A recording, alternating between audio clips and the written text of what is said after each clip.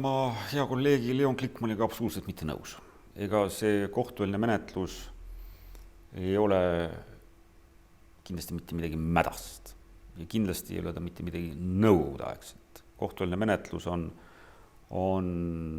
kui kriminaalmenetlus esimene etapp olemas ka väga paljudes sellistes riikides, mis pole mitte kunagi nõukogude süsteemi kuulunud, Lääne-Euroopa riikides, ja kohtueelse menetluse vajalikkus tuleneb lihtsalt sellest, et kuritegu on lihtsalt sedavõrd kompleksne nähtus, et seda asja kohtus arutada, tuleb talle mingis osas toimik ette valmistada.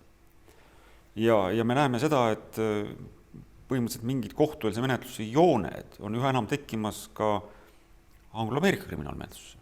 Anglo-Ameerika õigussüsteemi just selliste kuritegude puhul, mis ongi väga rasked ja keerulised, et nende viimine otse kohtu ette, mitte midagi ette valmistamata ei ole võimalik. Kui me mõtleme näiteks terrorismile, see on üks väga hea näide, või siis mingisugused keerulised finantsrikkumised. Et iseenesest ei ole kindlasti võimalik väita seda, et kriminaalmenetluse üks mudel oleks mingis mõttes parem või halvem kui teine mudel. Ehk kui me klassikaliselt oleme harjunud liigitama, et on olemas Mandri-Euroopa kriminaalmudel, mis tugineb inkvisitsioonilisele kriminaalprotsessile, kus on eeluurimine olemas, siis Anglo-Ameerika kriminaalmenetluse mudel, mis on siis võistlev, kus reeglina eeluurimist õiguslikus mõttes ei ole, et siis nüüd öelda, et üks nendest on halvem, teine on parem, seda ei ole võimalik. Neil mõlemal on omad plussid, omad miinused ja lõppastmes me näeme, et on ju olemas maailmas ka nende mõlema hübriidmudelid, mille osas ju teed rajavaks oli Itaalia kriminaalmenetluse reform aastal 1988, mil nad võtsid vastu uue kriminaalmenetluse seadustiku, mis nimelt tegigi seda, et ühendas kohtueelse menetluse, mis pärineb inkvisitsioonilisest kriminaalmenetluse mudelist, võistleva kohtumenetluse mudeliga, mis pärineb Anglo-Ameerika kriminaalmenetluse mudelist.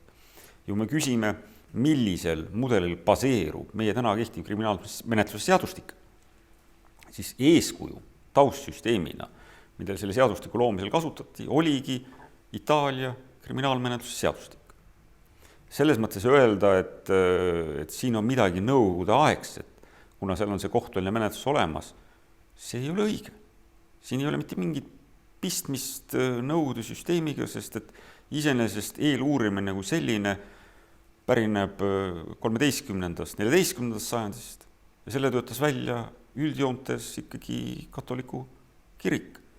Just nimelt lähtuvalt vajadusest selgitada välja igas asjas objektiivselt aset leidnud tõde ja mitte rajada kriminaalprotsessi tulemust ainult kohtu ees toimuvale poolte väitlusele, mis on vägagi sõltuv poolte tugevusest, ega pruugi viia õigele tulemusele.